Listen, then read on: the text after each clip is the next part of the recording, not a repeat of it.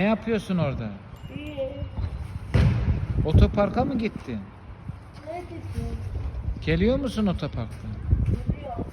Kime baktın burada? Kim var ki? Temel öğretmen. Utku yok mu? Utku'yu bulamadın mı? Buldum. Ay. Ne oldu eline? Gel bakayım, poşette ne var, gel. Ne var poşetinde?